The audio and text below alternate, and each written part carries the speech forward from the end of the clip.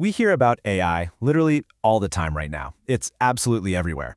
But when you strip away the hype, the buzzwords, and the sci-fi movie tropes, how do these machines actually learn? Well, it turns out the whole shebang boils down to one fundamental concept: finding hidden patterns. So in this explainer, we're going to dive right in and explore exactly how machine learning patterns work. But first, let's do a quick test of your own brain's pattern recognition abilities. Think about this sequence. What comes after 1, 4, 9, and 16? Just take a second to think about the relationship between those numbers. If you guessed 25, spot on. But I want you to think about what your brain just did right there. Nobody gave you a formula. You just extracted a mathematical pattern totally on your own, which, in this case, is squaring numbers. 1 squared is 1, 2 squared is 4, 3 squared is 9, and so on. Your brain took raw data, found the underlying hidden rule, and made a predictive leap. And you know what? That is exactly what a machine learning model does. It looks at data, hunts for the pattern, and anticipates what comes next. So here's our roadmap for today.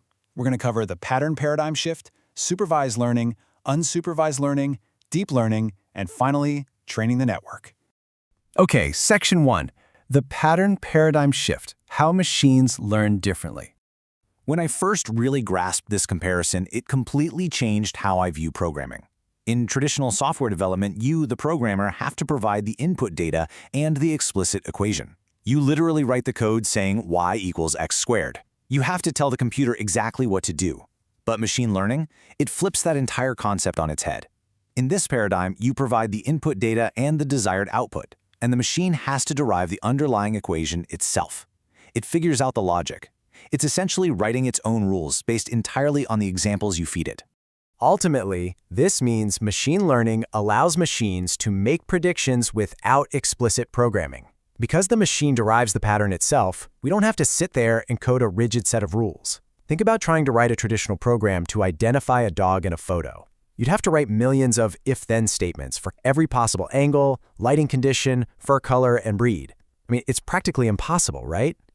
Machine learning completely bypasses that bottleneck. Instead of giving the computer instructions on what a dog looks like, you just feed it thousands of pictures of dogs and let it discover the visual patterns on its own.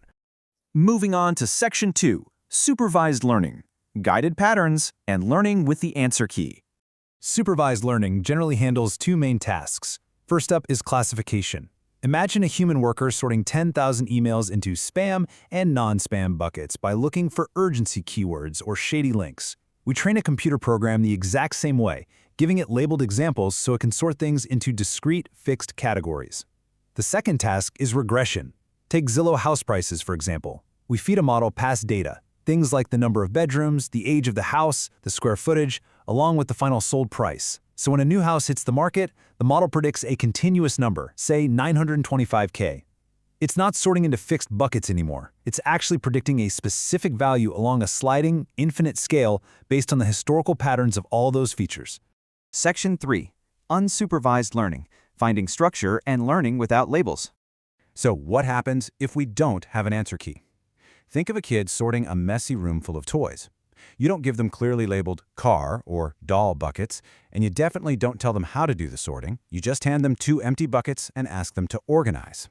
That kid is going to use their own cognitive ability to notice inherent structures. They might independently group all the red toys in one bucket and the blue toys in another, or maybe big toys versus small toys. Well, the machine does the exact same thing with raw data. It independently finds its own hidden patterns and groupings without any human ever telling it what those groupings should be.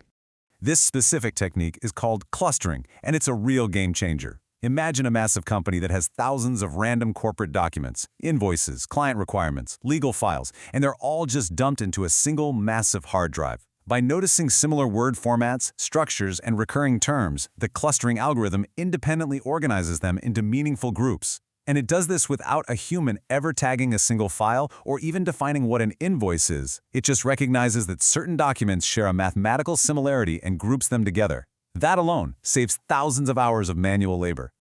All right, Section 4, deep learning, complex patterns, and handling unstructured data. Now, statistical machine learning is great, but it has a major limitation, and it's based entirely on the shape of your data. Statistical models absolutely love structured data. Think of your classic Excel spreadsheets with those neat rows, columns, and well-defined features like vendor names or dollar amounts. But what about unstructured data? Things like images, text, and video. An image of a cat doesn't have neat little columns. It's just thousands of raw, unformatted pixels. And features like a cat's eyes or whiskers, they can change scale, shape, and location inside those pixels. To handle this kind of absolute chaos, researchers had to build a completely novel approach that actually mimics the human brain: artificial neural networks. To really grasp how neural networks process these messy pixels, I want you to imagine a classroom of students trying to identify a koala in an image. Each student acts as a single neuron, specializing in just one specific feature. Mike, for instance, only looks for eyes. Moan, he only looks for noses. They each give a score from 0, which means definitely not, to 1, meaning definitely yes. Then, they pass their individual scores to a student in what we call a hidden layer. Let's call her Serena.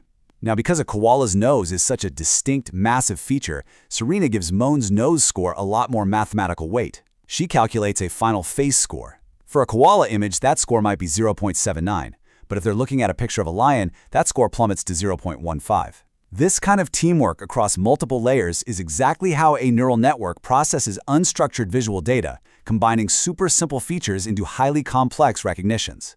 Which brings us to our final section, Section 5. Training the network or learning from mistakes. So this begs a pretty massive question. How do we actually train these artificial students when initially they know absolutely nothing about what a koala even looks like? They use a brilliant mathematical process called backward error propagation. Here's how it works. First, the completely untrained network makes a random wild guess on an image. Second, a supervisor, which is basically just the training data's label, checks the output. If the network says lion, but it's actually a koala, the supervisor says wrong. Third, that error feedback is passed backward through the entire classroom of neurons. And finally, every single individual neuron adjusts their mathematical weights and connections so they don't make that exact same mistake the next time. It is literally trial and error at lightning speed. The source material we're looking at puts this perfectly. It says, the group keeps on adjusting their weights, or adjusting their brains, in a way that they can finally come up with the right answer. And they just keep doing this.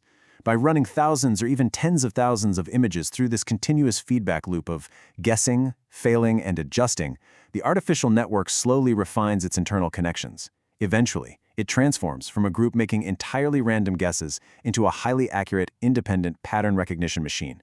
It quite literally learns from its own failures. We've definitely covered a lot of ground today, from flipping the traditional programming paradigm on its head, all the way to the multi-layered depth of neural networks. But as we wrap up this explainer, there is one critical thought that really sticks with me. You see, these models have no consciousness. They don't inherently understand what a koala, a house price, or a spam email actually is.